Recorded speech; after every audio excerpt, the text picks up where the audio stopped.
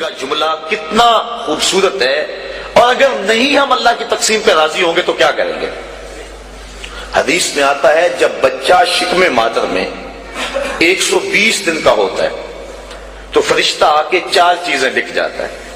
ان میں سے ایک چیز اس کا رزق ہے کہ ساری زندگی میں اس کو کتنا رزق ملے گا. اب جتنا لکھا گیا ہے الٹی چھلانگے بھی لگائے اس سے زائد نہیں ملے گا، اور جب لکھا گیا ہے اس سے پہلے نہیں ملے گا. تو پھر اس رزق کے لیے ٹینشن کی ضرورت کیا ہے؟ رزق کے لیے کام کرے، محنت کرے. شاید میں نے کسی درس قرآن میں اس حوالے سے بات کی تھی. حضرت شیخ سعدی شیرازی فرماتے ہیں کہ ایک شخص جنگل میں گیا، اس نے دیکھا ہے کہ ایک لومڑی ہے جس کے ہاتھ پاؤں ہی نہیں ہے.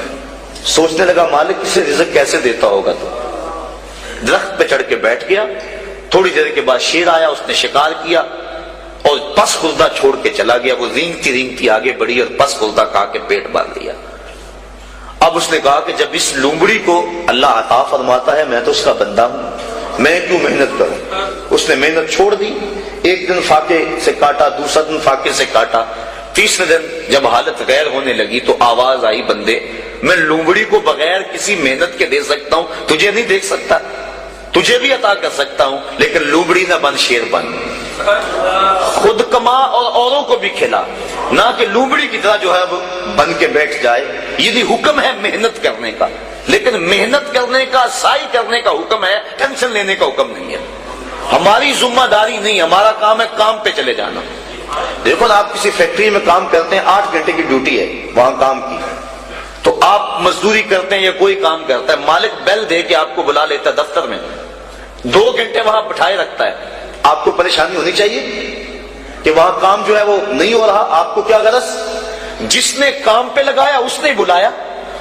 مجھے تو مہینے کے بعد پوری تنخواہ ملے گی چاہے سارا دن بٹھائے رکھے. تو ٹینشن نہیں ہوتی کہ 8 گھنٹے میرے پورے ہونے ہیں. جس رب نے رزق لکھا ہے وہ کہتا ہے چھوڑ کاروبار، حیا علی الصلاۃ، حیا علی الفلاح، آجا اب میری چوکھٹ پہ آجا. رات پڑ گئی اب سو جا، اب کام نہ کر. جس نے لکھا ہے، جس نے کام پہ لگایا ہے، وہ کہتا ہے اب جمعے کی اذان ہو گئی ہے، اب کاروبار بازار البیع، اب چھوڑ دے کاروبار. تو اب جس نے کام پہ لگایا وہی تو بلا رہا ہے، اور ہم کہتے ہیں تیرے بلانے پہ نہیں آئیں گے. تو مالک بلائے اور بندہ دفتر میں نہ جائے تو وہ فیکٹری سے نکالے گا کہ نہیں؟ یا حالات کشیدہ ہو جائیں گے کہ نہیں؟ ٹینشن بنے گی کہ نہیں؟ تو اگر آسودہ رہنا ہے، فیکٹری میں کام بھی کرنا ہے، تو پھر مالک سے بنا کے رکھنی ہوگی نا. اگر رزق اس کا کھانا ہے اور اس کی نہیں ماننی تو پھر ٹینشن تو ہوگی. پھر کہا جائے گا جی رزق بڑا ہے سکون نہیں ہے، پتہ نہیں کسی نے تعویذ ڈال دی ہوئے، کسی عمل نے جادو کر دیا ہوا ہے، پھر مصیبت بنی ہے. لیکن اگر اس کی مان لیں، جب کہتا ہے کام پہ جاؤ کام پہ چلے جاؤ، اور جب کہتا ہے مسجد میں آ جاؤ مسجد پہ آ جاؤ، اور جب کہتا ہے اب سو جاؤ اس وقت سو جاؤ، کہتا ہے اب تہجد ہوگی اٹھ کے مصلی بچھا لو، مصلی بچھا لو. جو کہتا جائے کرتے رہو، تمہیں ٹینشن نہیں ہوگی، زندگی کی بہار نصیب ہو جائے.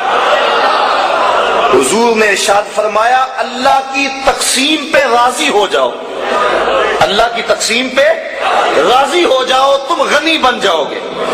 تم گداگر نہیں رہو گے، تم گداگر نہیں رہو گے، غنی بن جاؤ گے. کروڑ پتی ہو کر بھی کمینے نہیں ہوگے.